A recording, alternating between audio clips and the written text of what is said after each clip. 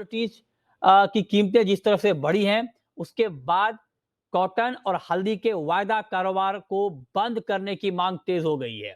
इसी पर आज हम बड़ी चर्चा करेंगे और इस पर बातचीत करने के लिए हमारे साथ हैं गजानन राव घुगे, जो कि प्रेसिडेंट हैं मराठवाड़ा विदर्भ हल्दी ट्रेडर्स एसोसिएशन के। हमारे साथ हार्दिक शारदा हैं, हल्दी ट्रेडर हैं। सौरिन पारिक हैं, प्रेसिडेंट हैं स्पिनर्स एसोसिएशन गुजरात के। धर्मेश भाटिया हैं एनबीडी एमिरेट्स के और वंदना भारती हैं एसएमसी ग्लोबल की। आप सबका बहुत बहुत स्वागत है और चर्चा की शुरुआत हल्दी की खबर के साथ, क्योंकि हल्दी वायदा पर मराठवाड़ा विदर्भ ट्रेड एसोसिएशन ने वित्त राज्य मंत्री को चिट्ठी लिखी है और चिट्ठी लिखकर यह कहा है कि वायदा बाजार में हल्दी की ट्रेडिंग को रोका जाए, इससे किसानों को नुकसान हो रहा है। यह दलील एसोसिएशन ने दी है। एसोसिएशन का मानना है कि कुछ ट्रेडर्स और कॉरपोरेट अपना फायदा देख रहे हैं और वायदा भाव में सहूलियत के हिसाब से भाव तय कर रहे हैं, लिहाजा किसानों को नुकसान हो रहा है। विदर्भ मराठवाड़ा में इनकी ये दलील है कि 50% हल्दी का उत्पादन होता है। ये इस एसोसिएशन की दलील है, फैक्ट कुछ और हो सकते हैं।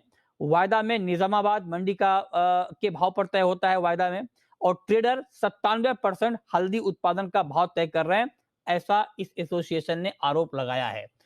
तो सबसे पहला सवाल गजानन राव जी आपसे, चूंकि आपने वित्त राज्य मंत्री को चिट्ठी लिखकर साफ तौर पे वायदा बंद करने की मांग की है। सर, वायदा का पर्पस तो होता है कि किसानों को एक आईना दिखे, कि भाव ठीक ठाक दिखे, उसके आधार पर किसान अपनी खेती की प्लानिंग करे, उनको अच्छा भाव मिले। तो फिर आप वायदा बंद करने की मांग क्यों कर रहे हैं? सर जी, आप देखिए इंडिया लेवल पे 1 कोटी बोरी माल आता है। मतलब अपने इंडिया की जो फार्मर से माल आता है 1 कोटी बोरी यार 50 लाख क्विंटल माल आता है।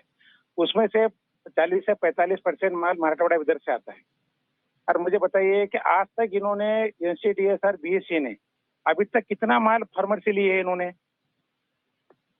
फार्मर का फायदा चाहते हैं तो फार्मर से कितना कुंटल माल लिए सर? 1% भी सर उन्होंने माल अभी तक अपने फार्मर से लिया नहीं है।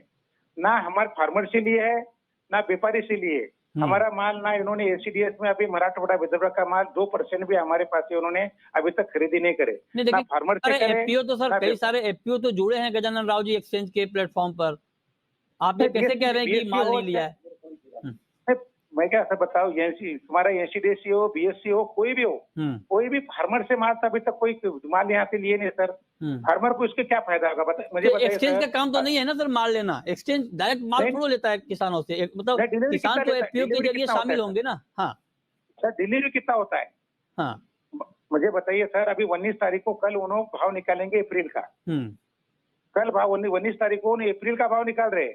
निजाम का माल आता है सर अपने यहाँ जनवरी में। अच्छा। और मराठवाड़ा विदर्भ का माल आता है मार्च में। तो क्या इसका मतलब क्या है सर बताइए? अगर फार्मरों का माल आता है तुम्हारे पास में जनवरी में, तुम्हारे निजाम का आता है, और मराठवाड़ा विदर्भ का माल आता है मार्च में, और भाव इन्होंने अभी कल निकालने वाले सर जी, भाव अप्रैल का कल भाव नहीं निकालने वाले। आपके हिसाब से कब निकालना चाहिए? आपके हिसाब से कब भाव निकालना चाहिए?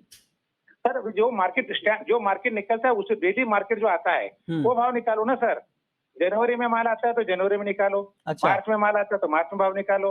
और ये बताइए सर, माल फार्मर का कितना ले रहे?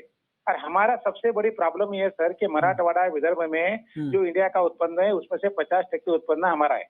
40 से 45% हमारा माल का उत्पन्न है। ठीक है। तो हमारे से इन्होंने अभी तक कितना परसेंट एनसीडीएस ने, बीएससी ने अभी तक माल कितना डिलीवरी लिए? ठीक है, हमारा बोलते हैं उन्होंने वहां पर। ओके, जो बात आप कह रहे हैं इस पर हमारे साथ हार्दिक शारदा भी जुड़े हैं, जो कि हल्दी ट्रेड को बड़ा क्लोजली ट्रैक करते हैं। हार्दिक जी, जो बात गजानन राव जी कह रहे हैं, क्या इनकी बातों में दम है? ये कह रहे हैं कि किसानों से एक्सचेंज माल नहीं ले रहे हैं, ये कह रहे हैं कि भाव पहले तय हो जा रहे हैं जबकि फसल बाद में आनी है। आपका कमेंट क्या होगा इसके ऊपर? धन्यवाद सर, मैं थोड़ा लेट जुड़ा, गजानन जी की पूरी बात सुन नहीं पाया। हाँ। तो सबसे पहले तो ये फ्यूचर कॉन्ट्रैक्ट है। हाँ। फ्यूचर कॉन्ट्रैक्ट में कभी भी जो फ्यूचर में जिसको अगले साल का एक्सपोर्ट हो, अगले साल का क्रॉप हो, अगले साल का प्रिडिक्शन हो, डिमांड सप्लाई, उसके ऊपर जो पूरे भारत के विश्व के लोग जो माल लेते हैं, जिनको एक्सपोर्ट करना है, जो प्रोक्यूरमेंट करना है, वो परचेस करते हैं, जिनको बेचना है फ्यूचर क्रॉप देखकर वो बेचने का काम करने के लिए सेबी के अंतर्गत ये प्लेटफॉर्म बनाया गया है।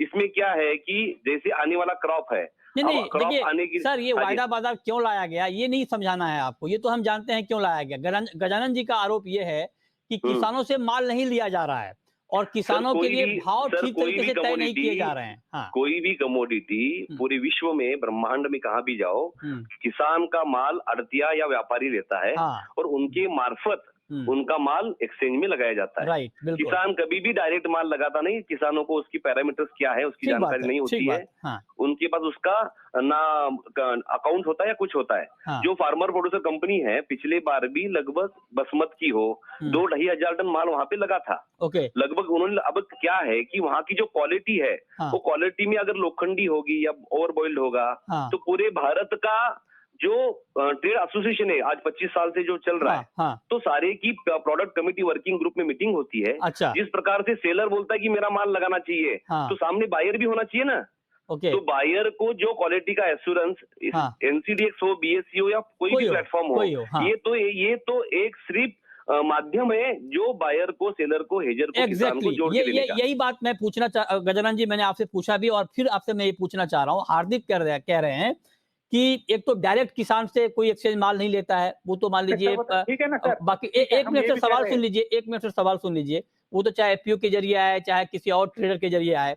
दूसरा इनका सवाल ये है कि जब क्वालिटी अच्छी नहीं रहेगी तो उसकी डिलीवरी वहां पर नहीं हो पाएगी, क्योंकि एक्सचेंज का एक पैरामीटर होता है और तय पैरामीटर पर अगर आपकी क्वालिटी नहीं है तो उसको रिजेक्ट कर दिया जाएगा। तो कहीं ऐसा तो नहीं कि आप लोगों की क्वालिटी खराब है, आप लोग दबाव बना रहे हैं कि आपकी डिलीवरी ले ली जाए? ये बात भी हिंट दिए जा रहे हैं हार्दिक की तरफ से। क्या कहेंगे आप? सर जी मुझे बताइए, महाराष्ट्र में, मराठवाड़ा में 50% माल आता है सर। 45,000 हमारे पास 25 लाख कुंटल माल आता है। और ये लोग कह रहे हैं कि 2,500 कुंटल माल हमने ले लिए। क्या 1% भी नहीं हुआ? और मुझे बताइए सर, मराठवाड़ा का माल कहाँ नहीं गया? आज मुझे बताइए कि हमारा एक्सपोर्ट में 30% माल हमारा एक्सपोर्ट में जा रहा है। हर तुम्हारे को जितना भी तुम्हारे के मसाले वाले हमारा माल ले रहे हैं। अगर समझो माल हमारा खराब रहता है या माल की क्वालिटी नहीं रहती, तो मुझे बताया सर, मसाले वाले तुम हमारे से माल नहीं लेते थे। हमारा फॉरेन एक्सचेंज में माल नहीं जाता था। बस ये अगर बताइए कि हिंगोली का माल अगर तुम्हारे को बसमत वाला अथवा सांगली वाला ले जाता है तो सांगली पास होता है। हमारे से माल उठाता निजाम वाला, वो माल पास होता है। हार्दिक जी, गजानन जी कह रहे हैं कि माल की क्वालिटी अगर खराब होती तो कोई एक्सपोर्टर नहीं लेता, कोई बाकी ट्रेडर नहीं लेता। नहीं, क्योंकि मैं खुद बसमत का हूँ और बसमत में मेरी सबसे पहली मराठवाड़ा में फैक्ट्री मेरी है। तो ये कह रहे हैं कि इनकी डिलीवरी नहीं आ रही है, उसके पीछे क्या वजह हो सकती है? सर पैरामीटर बनाए जाते हैं, जो पैरामीटर पूरे भारत के व्यापारी मिलकर बनाते हैं, जो कि एक नॉर्म्स बने रहते हैं। अब नॉर्म्स के अंदर अगर लोखंडी आ जाए 3%, अब 3% लोखंडी के अंदर एक 50 किलो की बोरी में अगर आ जाए 1.5-2 किलो, तो बायर तो कोई बाहर का है ना, जयपुर का है, दिल्ली का, उसको थोड़ी ना मालूम है कि माल के अंदर क्या है। तो इन्होंने, गजानन जी हो या हमारे सारा एसोसिएशन हो, किसानों को बोलना चाहिए कि इस टाइप का प्रोडक्शन जो सांगली में आता है, निजामाबाद में आता है, तो बॉइलिंग प्रॉपर करिए, माल को क्वालिटी सुधारिए।